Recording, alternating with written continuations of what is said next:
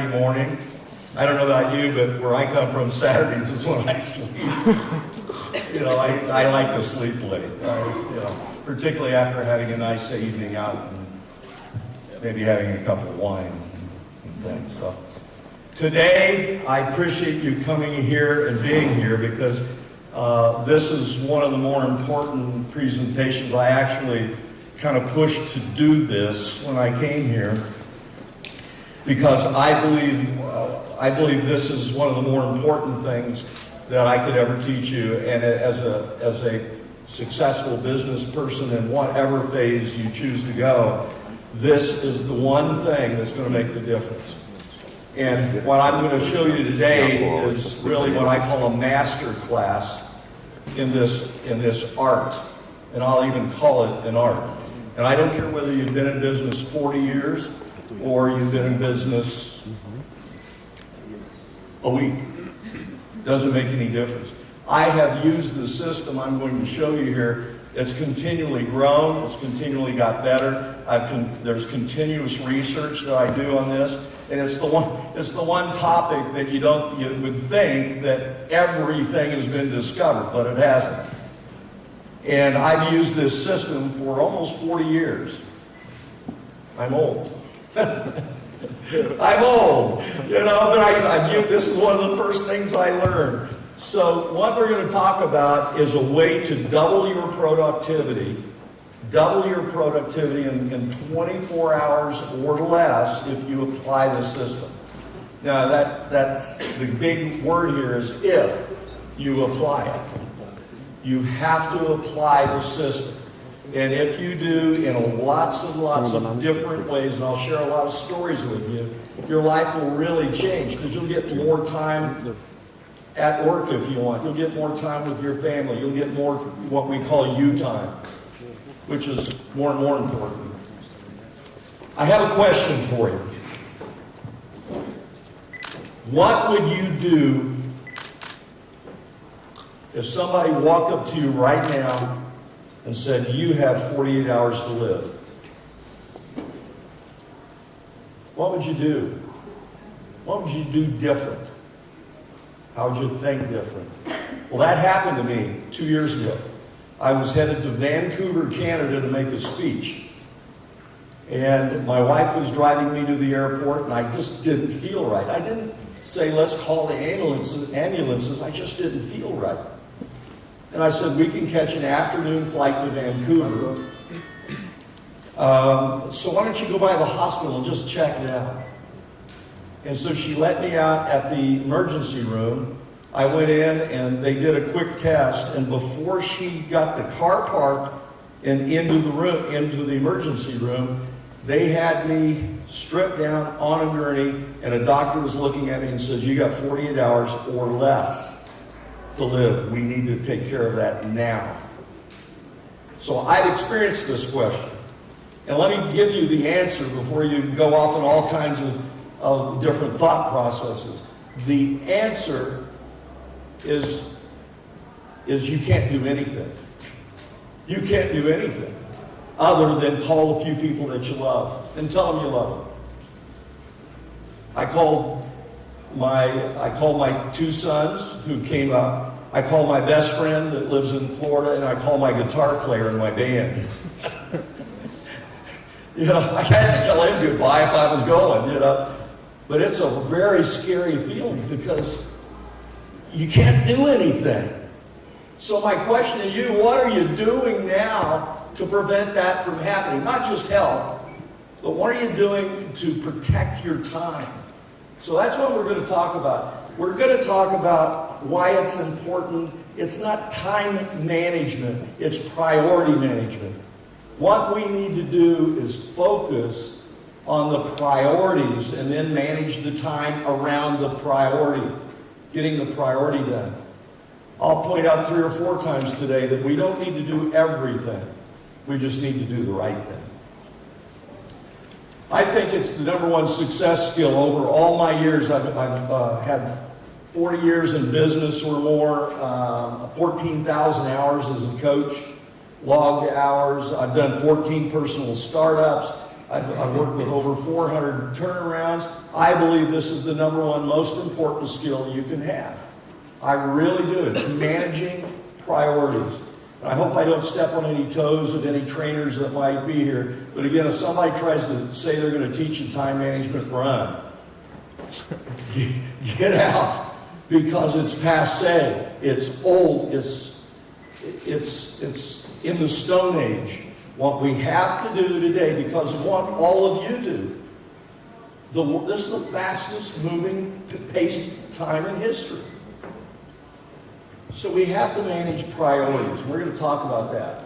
So our goal today is to learn the management of time associated with accomplishing the highest priority tasks with the most efficient use of energy. And if I have an ebook on all of this that I'd be glad to provide a link for if you'd like. And by the way, I wrote a book about my heart experience, and I have a couple of copies back here if you'd like one. It was pretty interesting. So the value of time, let's talk about that. Most of us have never sat down and thought about the value of time. The value of time. One of my friends, Tracy, says time is the most valuable thing that we have. It's perishable. It's irreplaceable.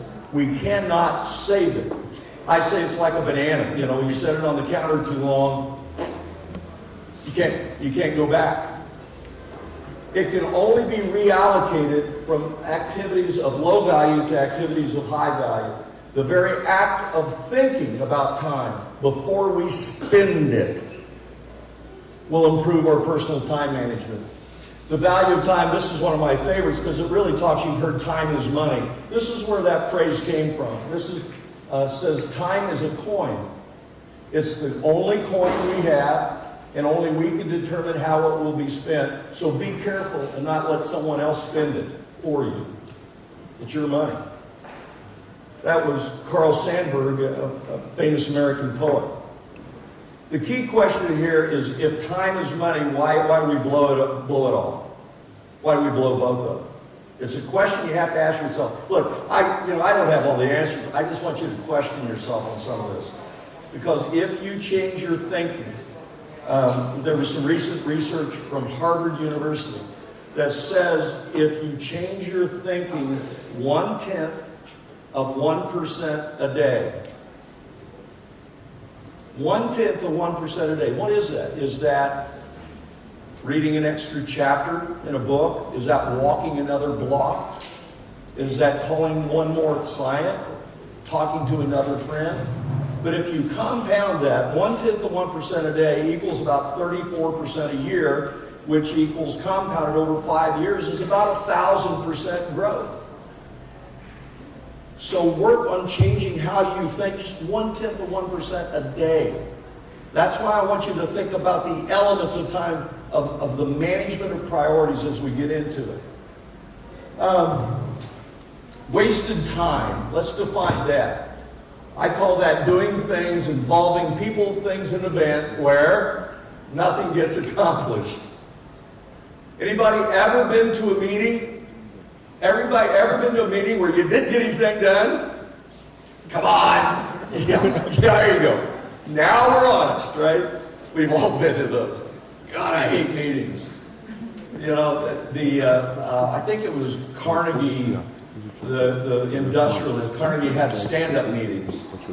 You know, where he brought everybody in and they stood up and the whole meeting lasted 10 minutes and he just went around the room and said, Mishko, give me your report. You gave your report and everybody's standing. You went around the room, when you're done, they leave. It's a great concept. Our goals for today, I want to show you a system that will identify priorities. I'm going to give you a way to create a daily action plan. And the results will be increased income and more time for yourself. You know, and that's more and more important every day, I think.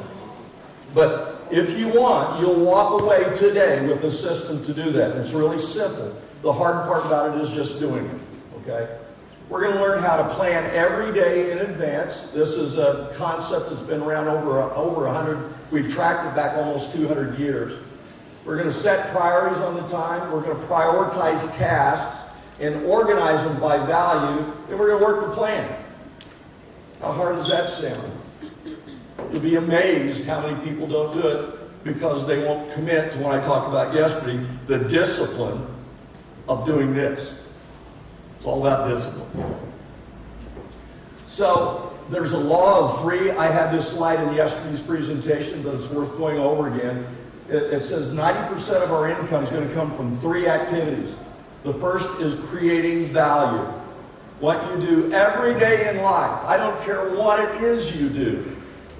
You've got to create value. You've got to create personal value and value for your company.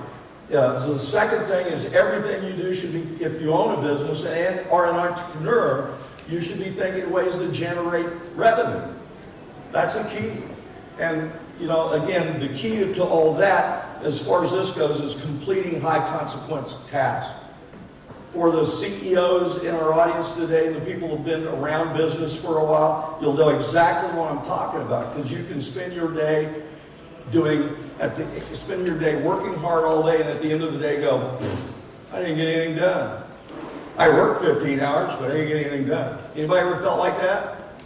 Yeah, we all have. So today's number one success skill, and I talked about this yesterday, is headhunters, IT recruiters will look today for their top recruitment profile is to be able to someone that can complete a single task. Focus. They can think and understand what is valuable, then complete that task. And that's what we want to do. The raw fact today we are judged by the tasks that we complete, not start. And again, I said some of this yesterday, so it may look familiar, but it's worth repeating because this is where we're at. You're going to get raises, you're going to raise money, you're going to get things done in business, you're going to make contacts, you're going to do these things because, you're going to get things done quicker at a higher level if you complete a task and move on. We'll talk about that here in a minute. One of the major obstacles today, and I referred to this yesterday, is a real major obstacle to productivity, and that's what we call device interruption, screen addiction. It's really amazing. And again, we're in a world where we cannot avoid our cell phones. How many people have a cell phone here? How many people have a device here? Everybody does. I'm just going to tell you to monitor it, because here's some of the scary facts. 1 out of 10 people check a device every 4 minutes. An average adult checks a device 145 times a day. And I'm sure that there are folks who already checked their devices you sat down here today. And that's okay. Average college student, 18 times an hour. Our brain needs 17 minutes to get back on task. Most people never get back on task. That's the challenge to productivity today. We allow the interruptions.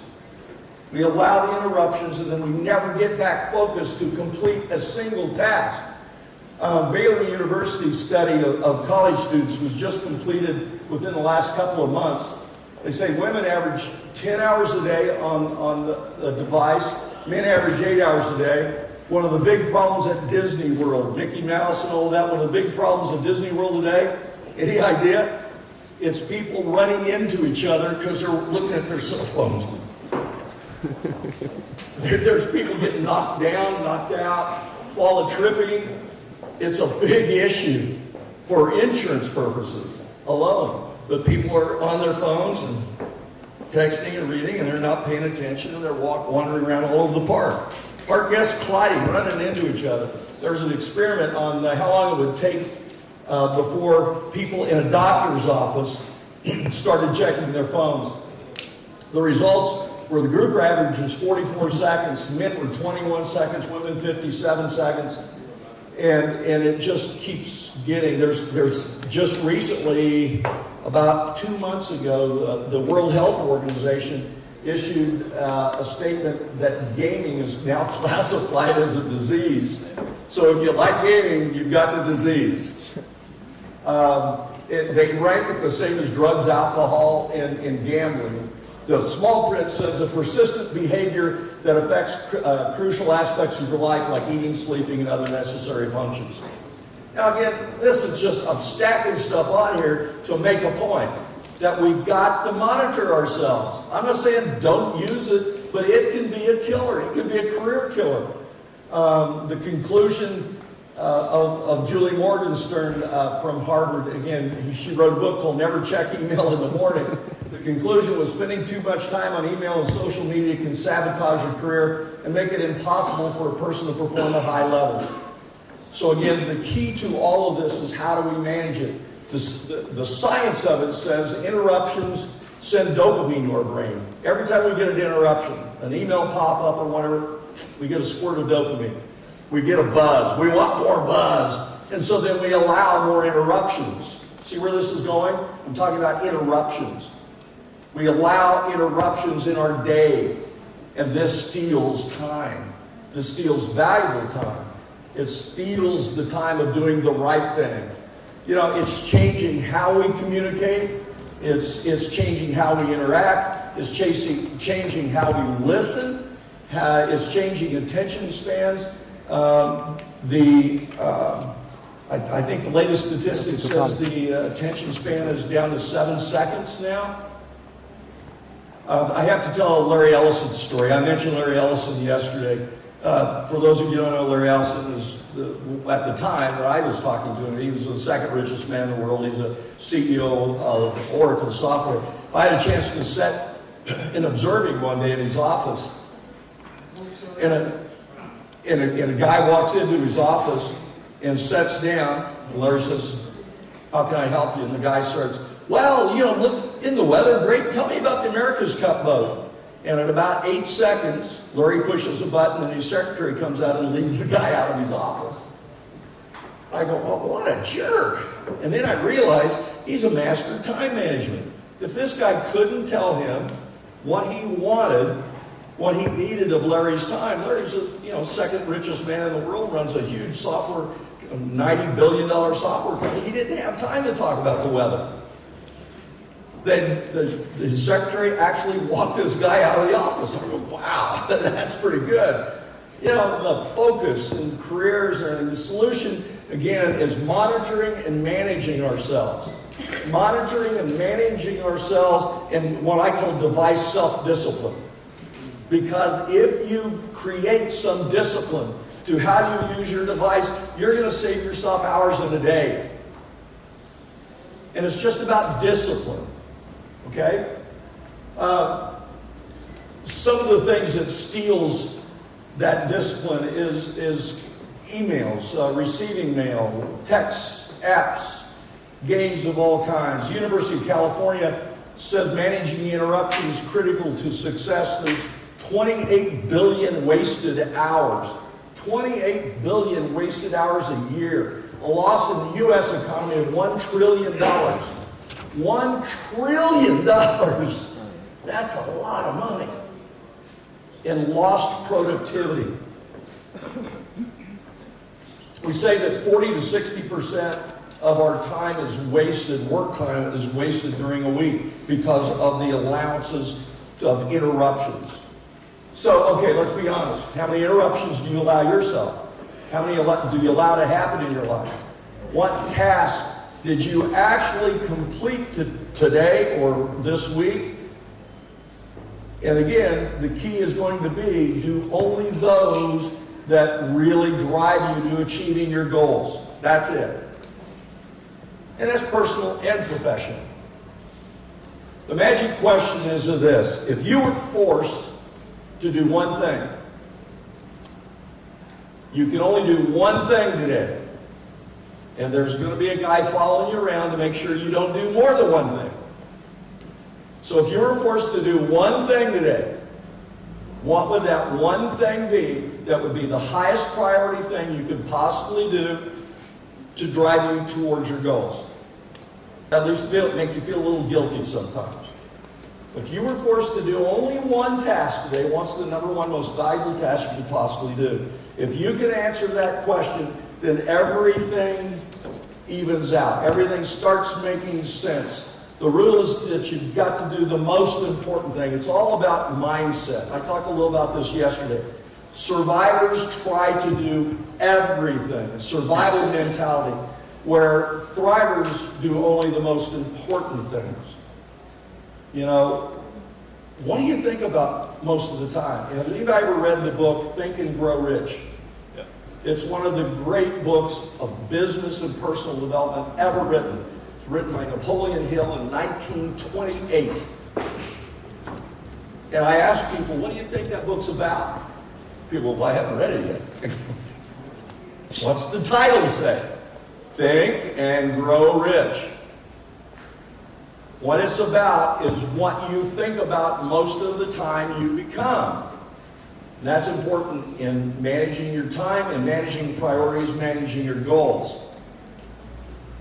Okay, it's really key. So I want to just take a moment before we get to the plan and talk about what I call time management myths. I'm going to burst a few bubbles here. And this will go pretty fast, but the number one time management myth is I have time to do everything I need to do. The truth is, very successful people are absurdly selective in what they do. One of our speakers was talking about this last night, the video presentation. How absurdly selective he is in what he does. There's something called the law of forced efficiency. The law of forced efficiency says that there is never enough time to do everything you think you need to do. The number one rule of the law is that you have to accept the fact that there will never be enough time to do everything you think you need to do, ever. I have never seen anyone who had enough time to do everything they thought they needed to do. Research says that the average person has between 300 and 400 hours of reading. How many of you have books stacked up in the corner that you'd like to get to someday? Yeah, most of us, right? I have a little plaque that says, buying books gives me the perception that I have the time to read them. Yeah. So I buy lots of books. My wife hates it. I love hardback books. You know, my own book is in Audible, and I should be listening Audible, but I stack it. But I'll never find the time with everything going on to read all these books and magazines. There's just no way. So the second myth is I work better with deadlines. Boy, this is the killer. A lot of people think that they work better with deadlines, and the truth is highly successful people get high priority tasks done first. Deadlines are self-created. What do you think the number one reason for a self-created deadline is? Procrastination. And I'm sure no one in this room has ever procrastinated. Nope. But what is the last thing that you knew you had to do about 2 months ahead of time, and you waited until 2 days before it was due to get it done? Procrastination, delaying, the results are high stress and more mistakes. I'm telling you, I can tell you stories all day about some of my clients. I had a client who worked in a refinery, had a refinery, they had those big smokestacks. And when they went to set the smokestack, the holes for the bolts to lock it down were off like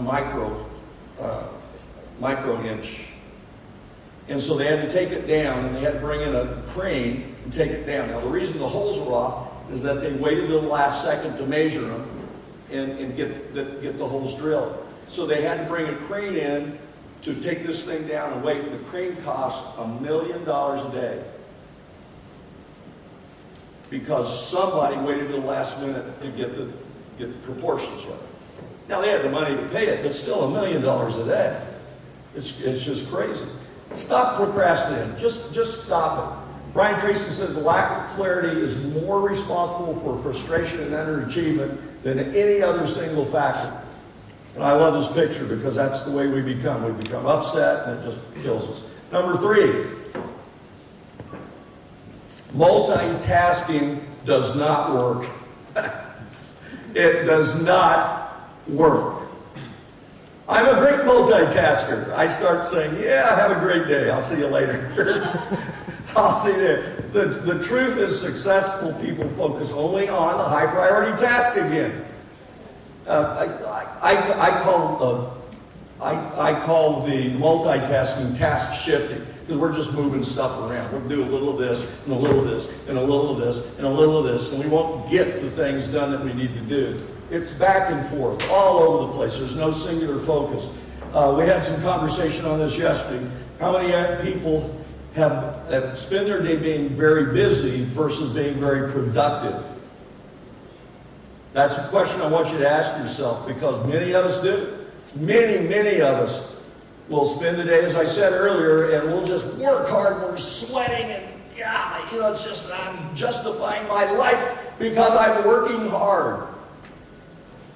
Then we go home and go, God, my wife says, what'd you get done today? I didn't finish anything. But I worked really hard, honey. It just doesn't count. It's a real sobering question. Again, if you don't have the time to do the job right the first time, one makes you think you're going to have the time to do it right later.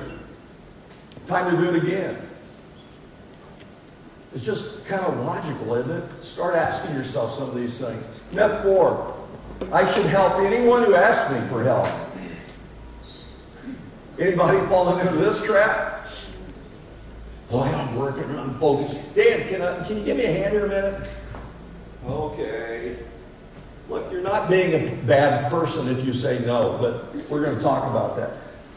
What I believe is the number one truth is that successful people know how to manage the noise, what I call noise. So what's the noise? The noise is anything that gets you away from the task. And the number one tool for that, drum roll please. No. You're not a bad person by saying no.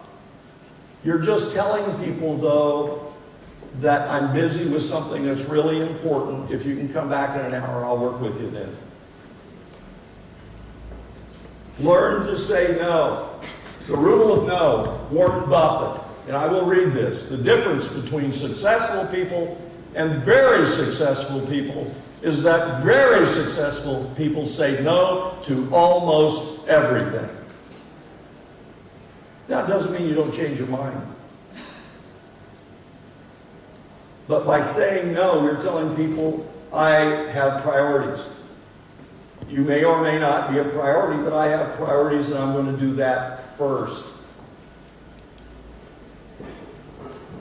The discipline is the ability to make yourself do what you should do when you need to do it, whether you want to or not. I use this quote a lot. I used it yesterday. I think it's in almost every one of my presentations. Discipline is being able to do what you need to do when you need to do it, whether you want to or not. And this is a discipline. Some of the disciplines, by the way, there's just real quickly, I added this in. There are some very definite disciplines. Number one is run the day or it's going to run you. Are you being reactive or proactive? It's a great question. Are you waiting for somebody to say something and then you go, or are you getting ahead of it? I had a client, wasn't an international, they were in Arizona, and there was two partners. And I got in there and they hired me to come in and help them figure out what was going on because they were stuck. Their business was stuck. And we got there and we found that both partners, when they had a problem, both partners would go out and deal with that problem together. They'd put out the fire. And then they'd move to the next fire to put out. But what we found was when they didn't have any fires, they created a fire. They started their own fires, which they were being totally and completely reactive instead of proactive. They were being proactive to cause their own problems. But we have to ask ourselves, am I reacting to stuff or am I proactive? Am I anticipating things? Am I getting things done so other things don't happen? You know, are we firemen in this process? Or are we trying to fit the puzzle together? It's a big deal. Number two, don't mistake activity for productivity. We've talked about that. Are you busy being busy? Or are you busy being productive? You know, again, I ask you what's pushing your buttons. And some of these things I talked about are very repetitive, but I want you to be sure to think about it in a number of different ways. What's pushing your button? Ringing phones, pop-up emails, quick story on pop-up emails. I had a guy say, I've got this made. I don't have any problem with all these things. I go, how about pop-ups? Oh, yeah, I take care of those. Really? How many do you get a day? Oh, I don't know. I get 50. And how do you deal with it? Well, it's an easy deal with it, and I'll just deal with it. How long does it take? Oh, a minute, 2 minutes. So let me figure that out. So if you get 50 a day and it takes 2 minutes, that's 100 minutes. 100 minutes is an hour and a half times 5 days a week. That's 5, 7, 8. You're spending a whole day a week answering pop-ups. Ooh. You follow me on that? He's taking 2 minutes a day to handle his 50 pop-ups. And it turns out it goes on and on. It's over an hour a day. Angry customers, yappers. You know what yappers are? Everybody has yappers. There's yappers in every part in the world. Yappers are, hey, what's happening? How's things going?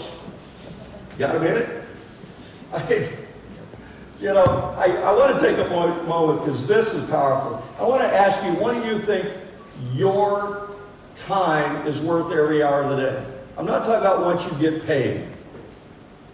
What is your time worth every hour of the day?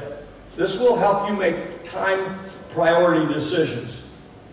So I've got a formula here for you, and I'm going to ask you to dream a little bit. But here's the formula. What is your income goal? Does everybody have a goal in mind of what they'd like to make? Think about it.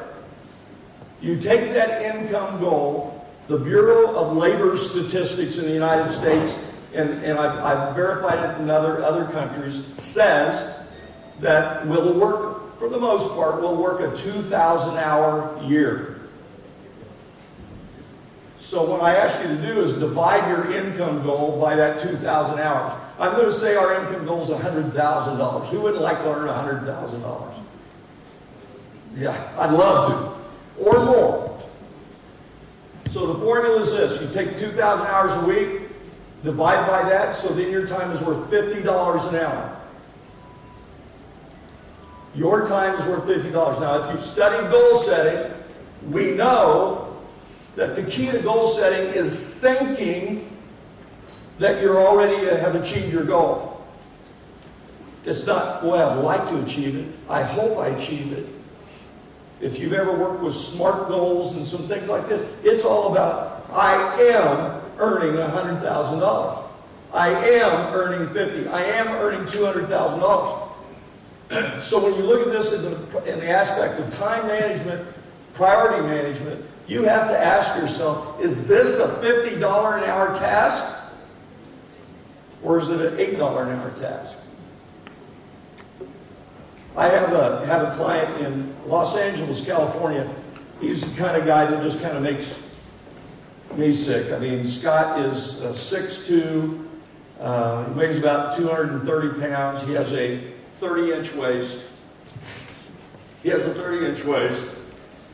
You know, and he trains National Hockey League players. And Scott was working 18 hours a day. And he was trying to do everything in his gym. And we sat down and made a list. We found out his goals were very lofty. He wanted to make $400,000. So when we took this, his time was worth $200 an hour. And yet on his list of things he did during the week, one of the things he did was drive from his home in South Los Angeles to up in the Hollywood area. It was a 2-hour drive both ways to go to a health food store and buy vitamins. Now here's the CEO of a company that he's doing this 3 times a week. He's spending 12 hours a week going to pick up vitamins. And his time was worth $200 an hour. Run the numbers. he was spending almost $160,000 a year in time value. And I asked him about this. He goes, yeah, I gotta go do it. And I go, why? There's a courier service down the street from his office that would do it for $8 an hour.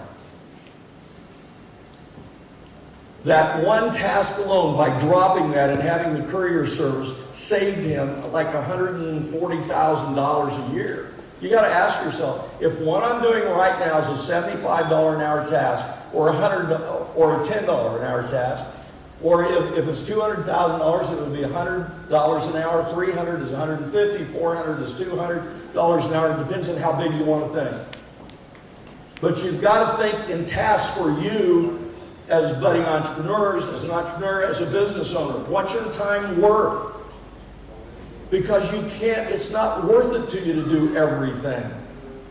And we'll show you how to figure that out here in a minute. The truth is, you rob from your future value and income if you consistently do tasks below your value. Does that make sense?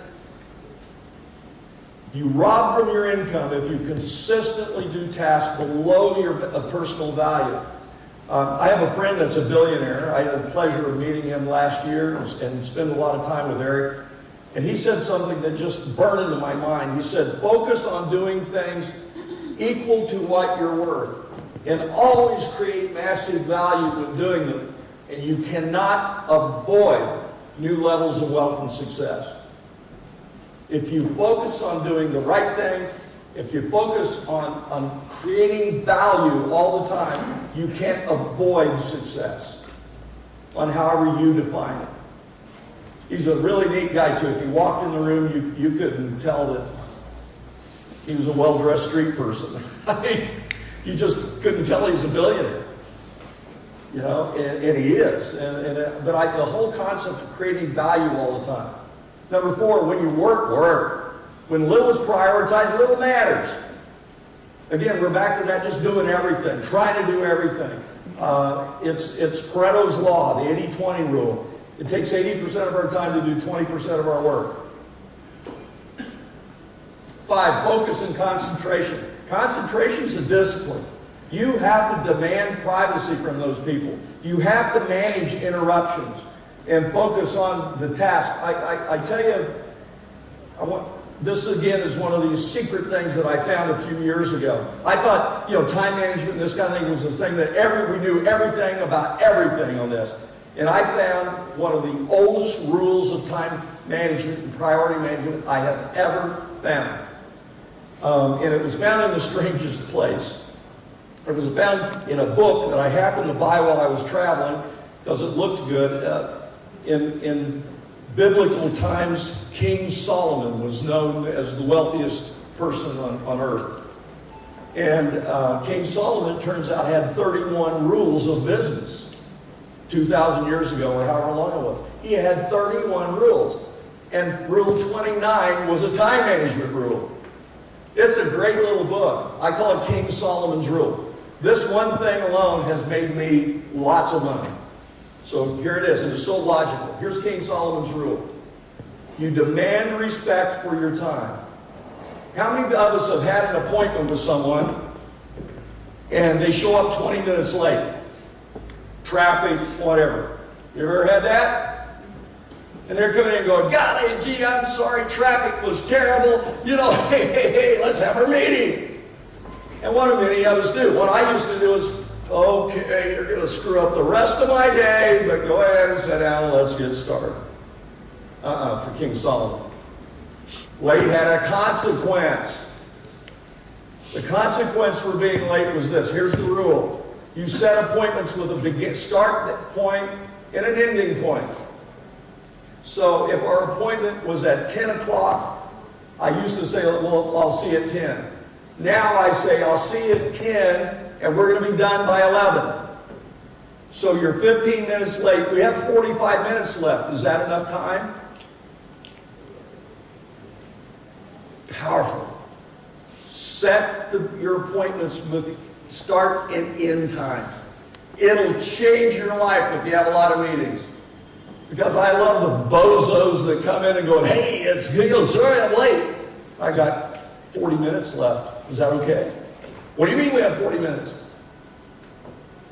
You know, in the U.S., I don't know what the equivalent would be here, but when it snows in Chicago, which is kind of in the middle of the country, airplane flights are shut down all the way across the country because it snowed in Chicago. And that's why I say, you know, if you allow somebody to come in and take your time, in my world, it just snowed in Chicago, if I allow that.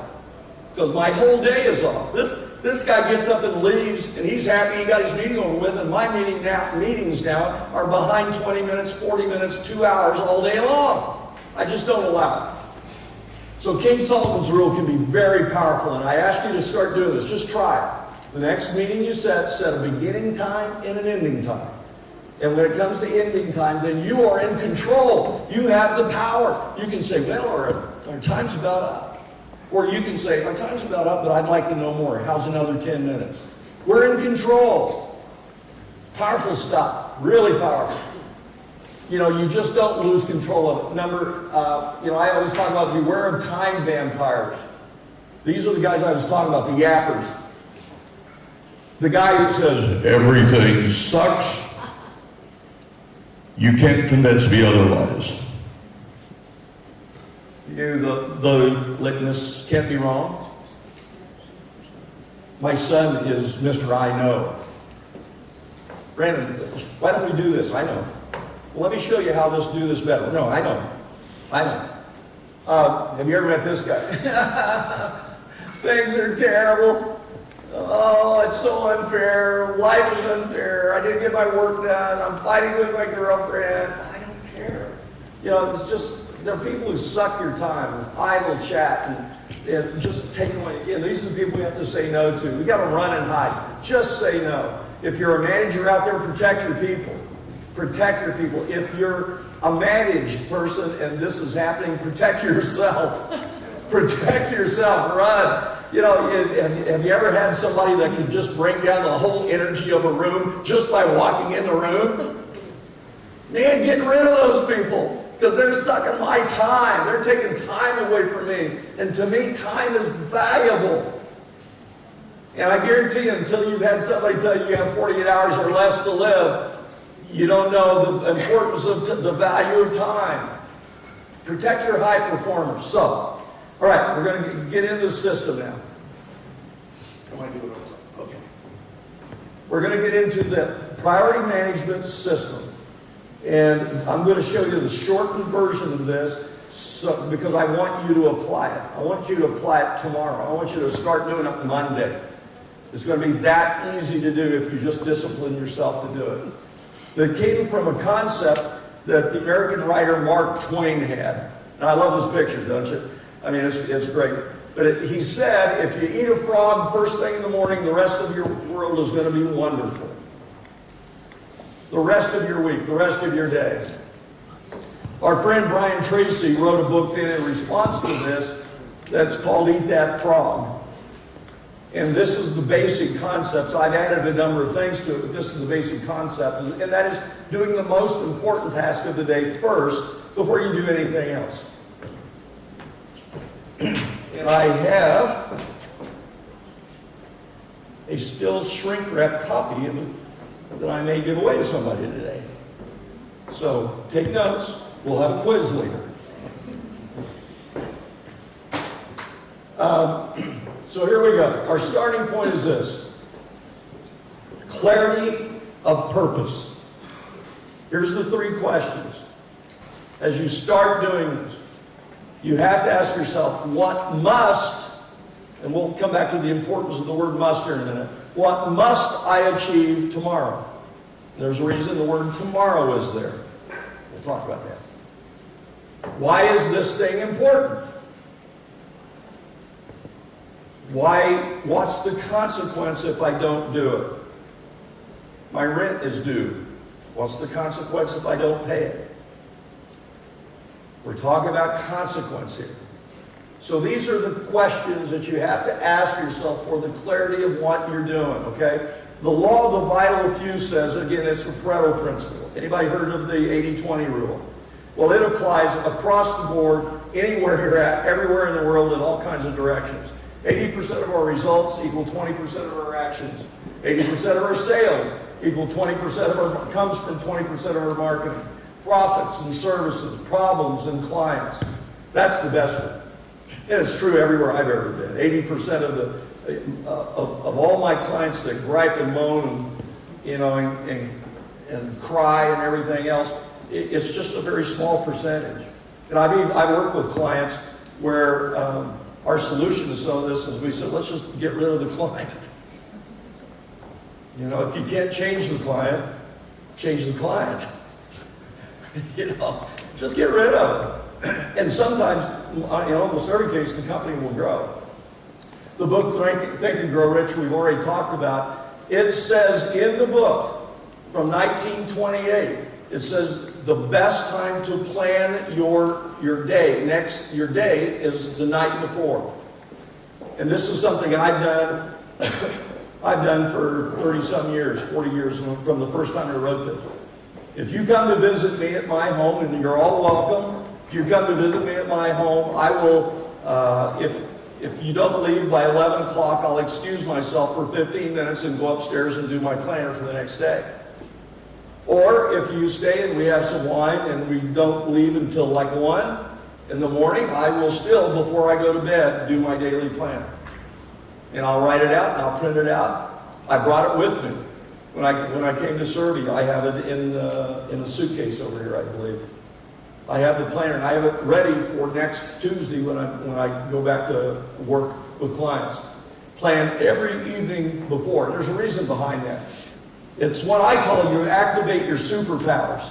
And a lot of people call it a lot of different things. Those superpowers, Napoleon Hill called it the infinite intelligence.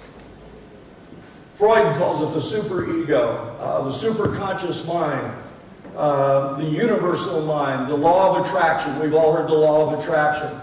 How many of us have ever had a great idea when you're taking a shower in the morning? We all have, right? You know where that comes from? You were thinking about the great idea in some form or fashion when you went to bed. It's a great technique, by the way, to deal with problems and issues. A great technique is before you go to bed, before you go to sleep, think about it. Here's the issue I need solved by morning. Sounds corny. But I guarantee you, at some point in the morning, you'll get up and go, oh, there's the answer. Because your mind works on it all night. It's amazing. It's literally amazing, and it works. The law of attraction works. Whatever you want to call it, what we're doing is clarifying in our head exactly what we want the universe to deliver. My brother-in-law has a PhD, Dr. Mike, in divinity. He's a minister. A really smart guy. And I asked him one time, I said, what is your biggest challenge being a minister? And he goes, I can't get anybody to pray clearly. I said, why? And he said, I can't get anybody to pray clearly. They get upset with God because they're praying to win the lottery. But they didn't even go buy a ticket. You know, but you know, I want to win the lottery. I want to win the lottery. They don't win the lottery. You know, and they didn't take action to do it. It wasn't clear what they wanted to do. The law of attraction says that. So planning pays. And here's the key. And I've done this all the time, and it works every time. For every 1 minute of planning you do, you gain 10 minutes in time efficiency. For every 1 minute of planning you do, you're going to gain 10 minutes in time efficiency. So what's the value of planning for 20 minutes? Where you go to bed. Just sitting there, getting ready and planning. I call it the 70-week plan. 20 minutes a day equals 200 minutes in improved time efficiency, 3 hours. So every day, and if you do this, I will pay for the phone call. If you want to call me, and I want you to call me and say, holy cow, I've got half a day open now. What am I doing wrong? And I'll say, you're not doing anything wrong. You're planning your day. So 20 minutes a day equals 200 minutes. That 3 hours a day, 15 hours a week, 60 hours a month. 60 hours a month of gained efficiency equals 720 hours a year. That's 18 extra weeks. Merry Christmas. That's 18 extra weeks you gain in time efficiency for taking 10 minutes, 20 minutes a night to plan. It's nothing. Make it part of your life. So let's start planning here. Again, it's nothing new. Again, the thing that matters most, I love this quote, the thing that matters most should never be at the mercy of the things that matter least. This was said in 1780. It's not a new concept, folks. It is not a new concept.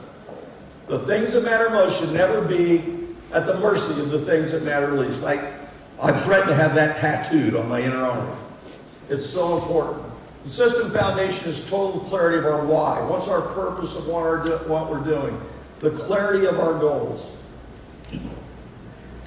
The number one clarity question we're going to talk about is, what's the most valuable use of my time right now? What's the most valuable use of my time right now? And there's some things we're going to talk about here on this. You start with an evaluation, and I'm going to go through this pretty quickly, but if you're thinking about being an owner or a manager, if you're currently an owner or a manager, I really start, when I work with coaching clients, I force people to sit down and think of these things. So if you want to take a shot of these, we're not going to spend a lot of time on them, but it's really important. What's your number one value to your company? I would ask you this, if you're an employee, what is your number one value? Is it showing up for work and working a couple hours and typing a little bit, or what's your number one value? What do you bring to the company? It's important to know that clearly. Number two, what can I do right now that only I can do to move the goals forward? There's some things in any company that only you can do. And for owners and executives, this is an important question, because a lot of owners and executives try to do everything. And I'm saying, what's the one thing that if you do right now, that how you can change that only you can do? Three, what's keeping me from doing this? This is where you get the honest evaluation. What's keeping me from doing the most important thing? Number four, what changes can I make to do more of what I'm most valuable at? What can I start doing? What can I quit doing? And number five, what can I stop doing immediately that prevents me from doing my most important, my most valuable goal? These are really important qualifying questions. And we can come back later if you'd like to go over them. So here's my guarantee again. I'll double your productivity in 24 hours using this technique. It works. I do it.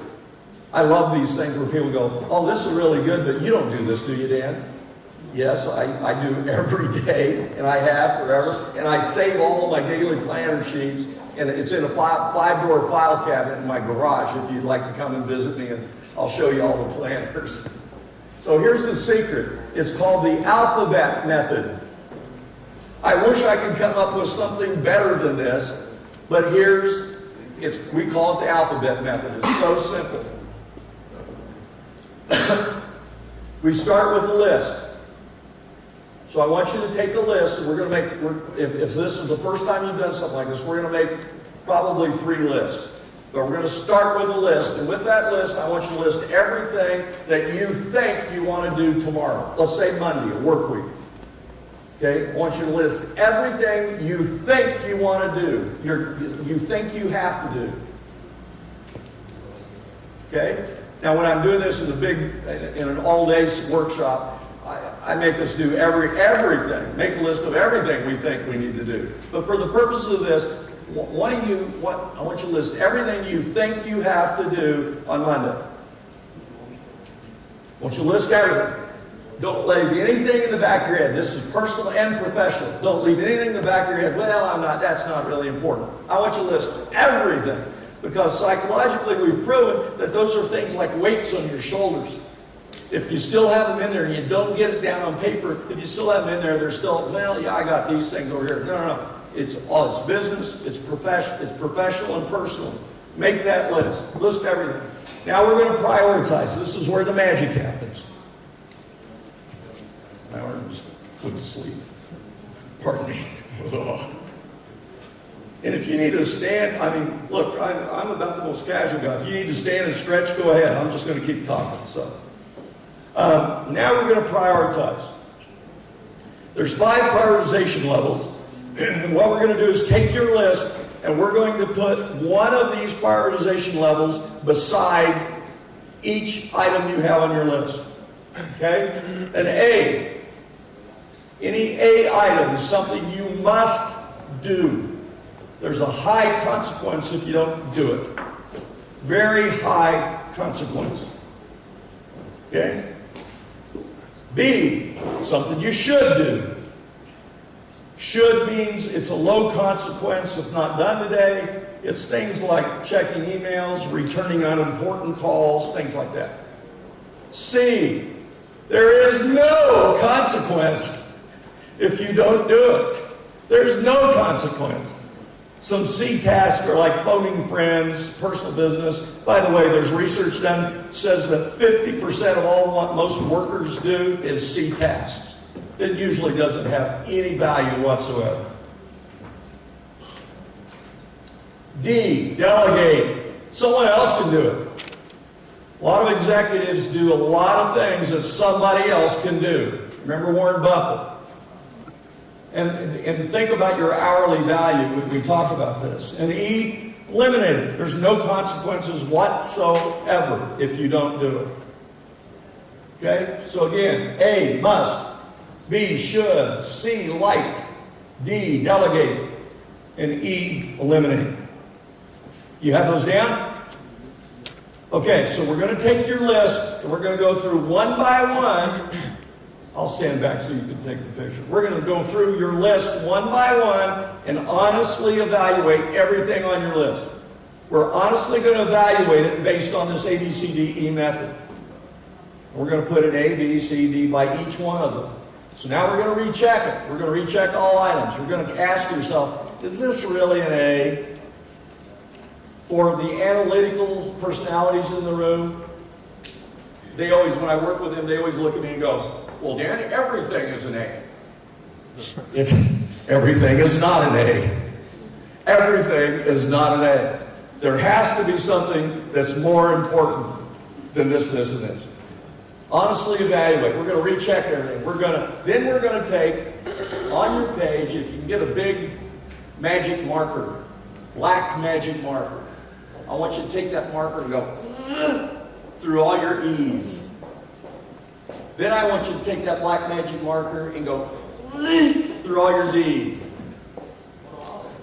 All of them.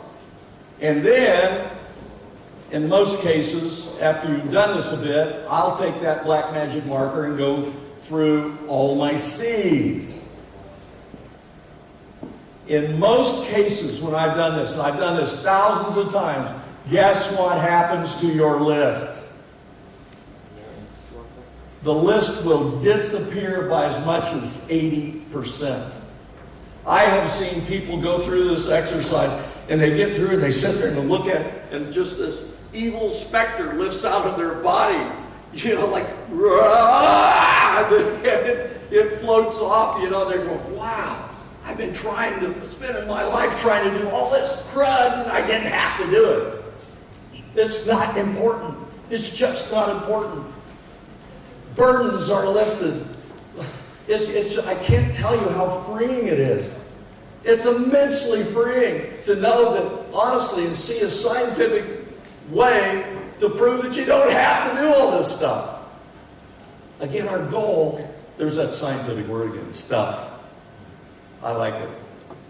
You know, again, our goal is to free ourselves and open up some time again. So I want you to take a second sheet of paper now, and I want you to transfer your A's and B's to that second sheet of paper.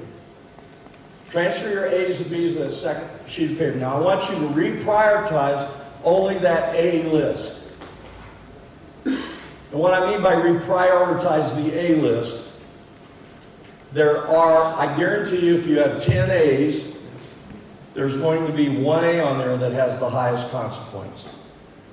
Then, that's our frog. That's the frog we're going to eat. Remember, eat that frog? That's our frog. It's not the worst, It's not the biggest problem. It's just the most important thing you need to get done over everything else. Once you're A1, your A1 is going to be your most important task. And then you say, okay, once that's done, what's my A2? And so forth. And once you have that, then let's eat. I mean, we're ready to go now, and we're focused. We're focused on priority ranked A's. They're followed by the B's. Now we're ready to go to work, and more importantly, we're ready to go to bed. That's kind of cool. How many of you ever went to bed at night going, oh, what am I going to do tomorrow? I'll figure it out over coffee in the morning. I don't even need this. You wake up confident, you have your superpowers, you have a plan for your superpowers, and you're ready to go.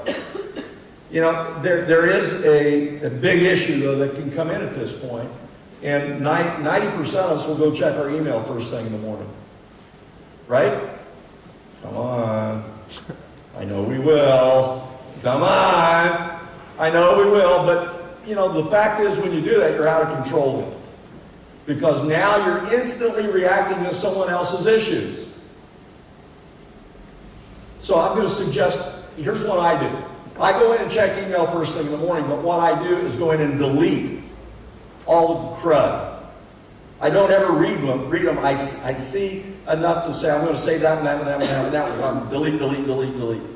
This morning I deleted 47 emails. Now, I've got 3 times a day set aside to check my emails.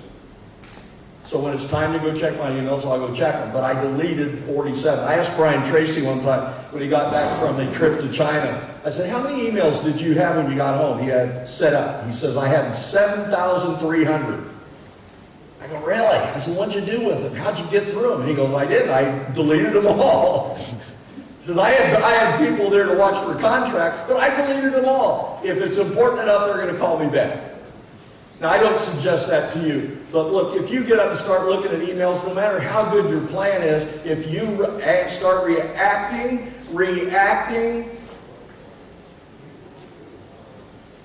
then you're out of control. We need to be proactive, active. Like I try to do that, going in and deleting all the emails. But we can't be out of control. We're responding to someone else's needs. So here's the universal priority management rule. You start with A1. When you go out in the morning, you start with your A1. I just love this. I'm going to say this in a minute. But it gave me such a jump on any career I was doing. Because while I got up in the morning, I get up in the morning, walk over to my desk, pick up my plan, and I'm out.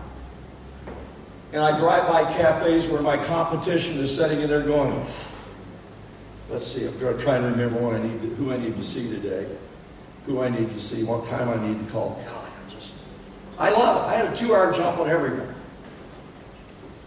Once we get that A1 done, or as far as we can take it, again, your strict task is to finish that A1.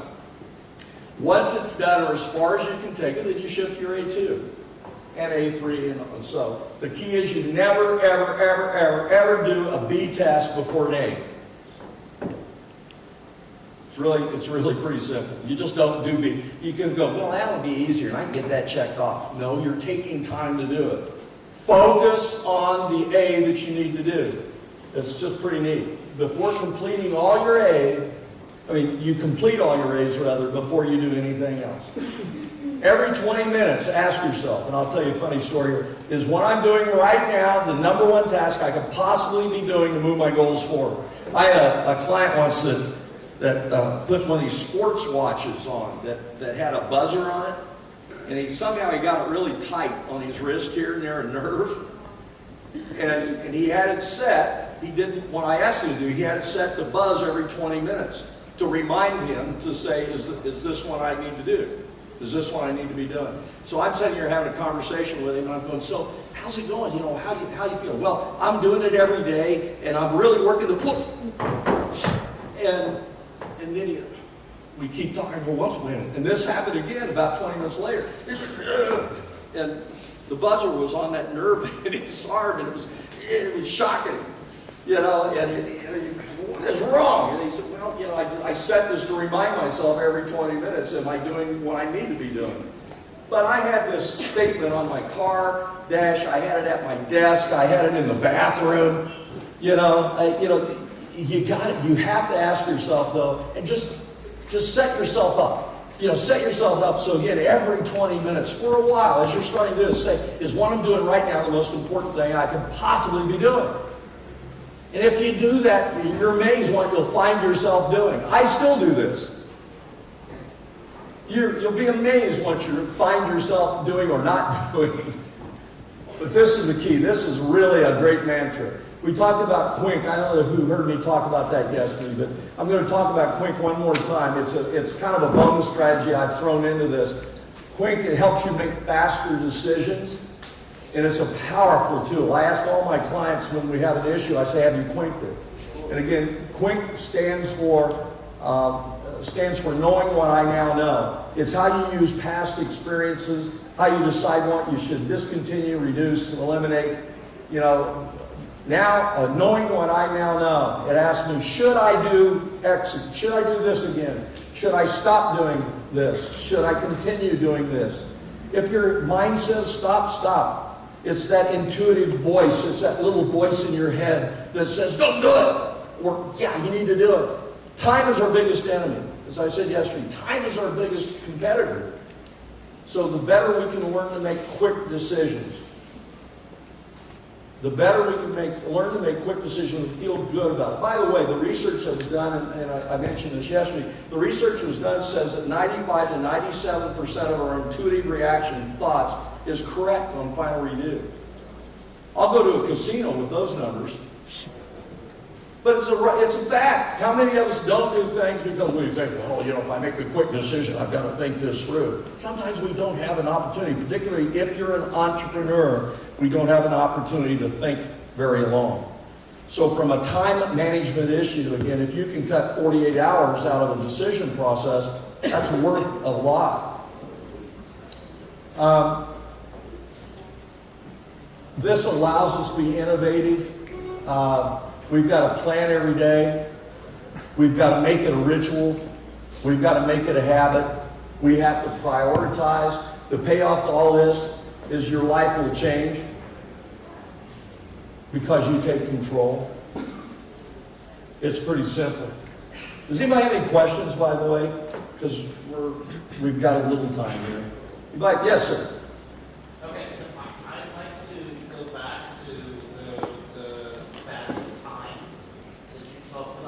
Yes. So if I value my time against what I'd like to make and delegate, before I'm a billionaire.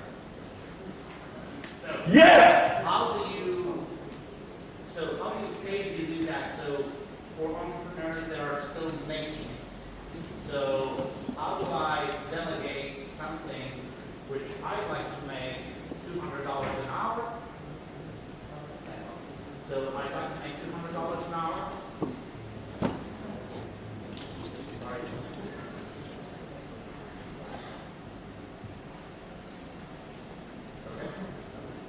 No? Yeah. Okay. So I'd like to make $200 an hour. I'm visualizing it, but I'm not making it.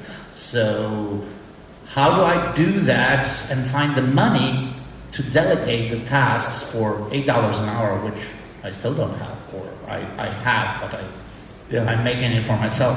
Yeah, that's a good question. And my first thing, I'm glad you said, before you become a billionaire, because that's thinking well. But you have to be reasonable. But I would say switch how you think. Your goal isn't to make $200 an hour. Your goal is to make whatever $200 an hour is on an annual basis. Your goal is to earn $200,000. Okay, and that allows your mind to think in certain ways. But if you want to be $200 an hour, you've got to act like $200 an hour.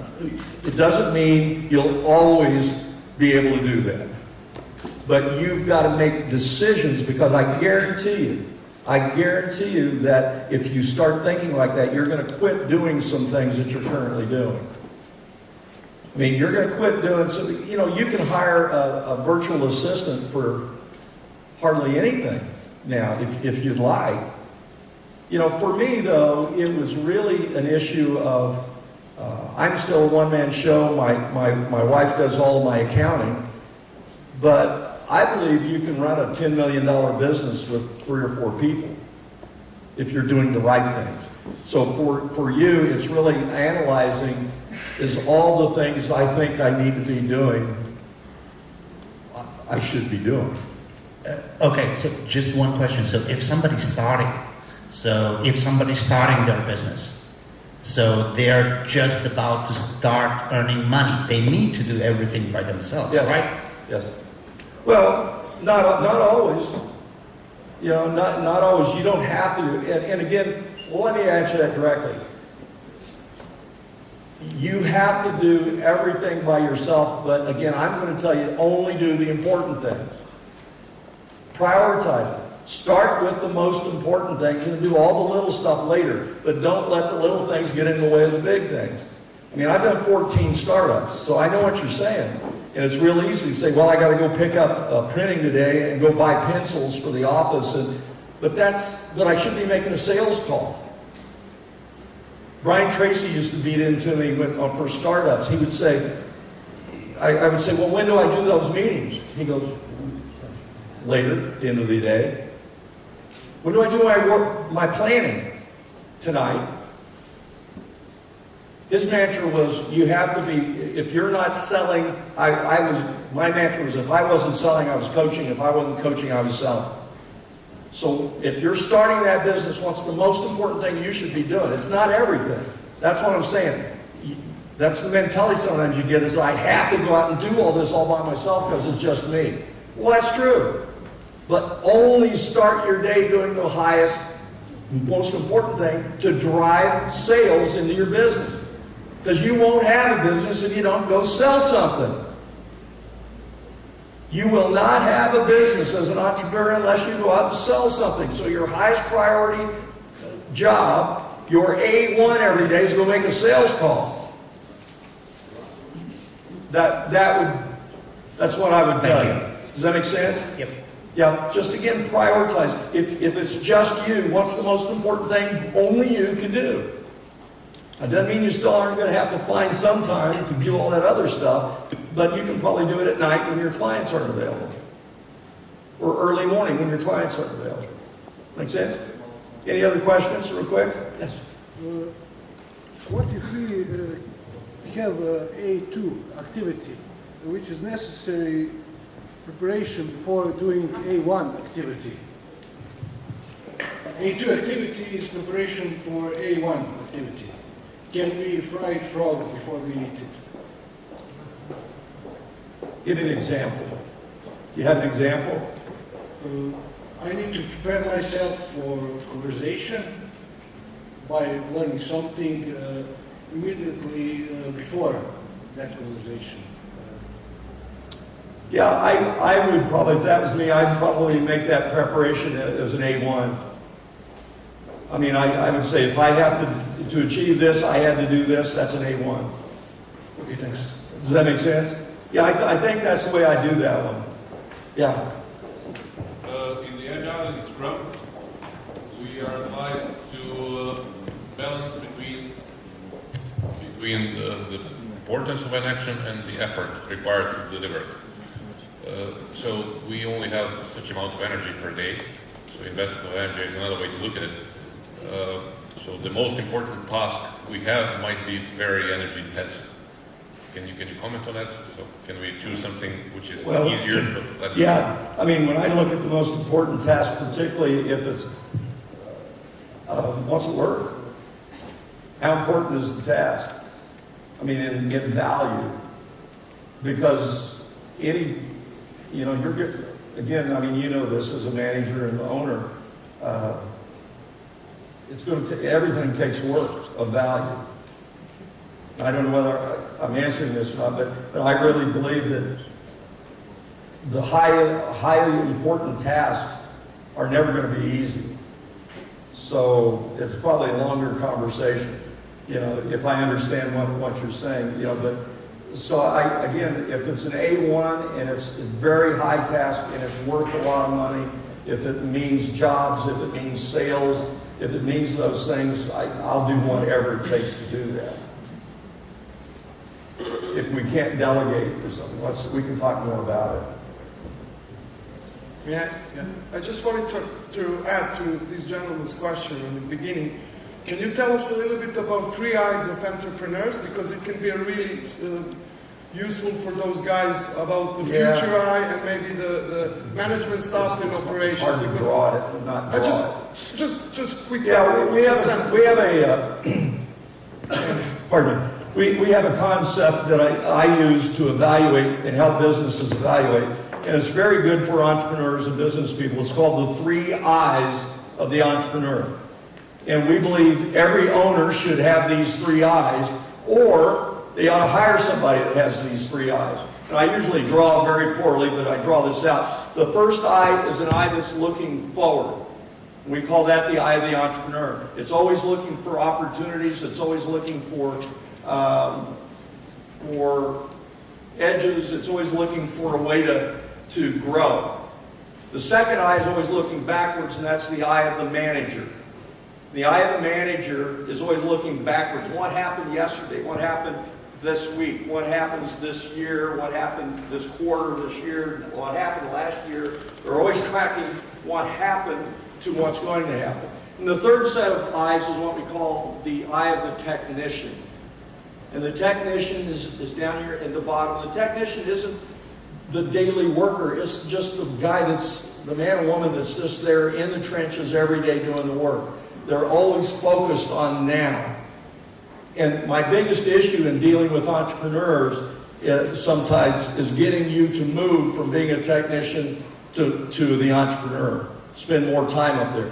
There's people that it is actually, I had this experience that was the same as in the book where this concept came from.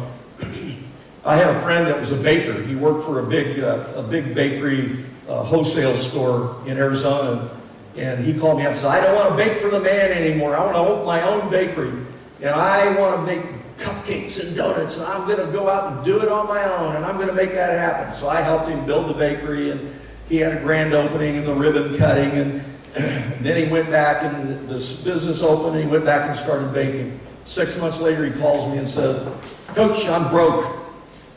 I go, what happened?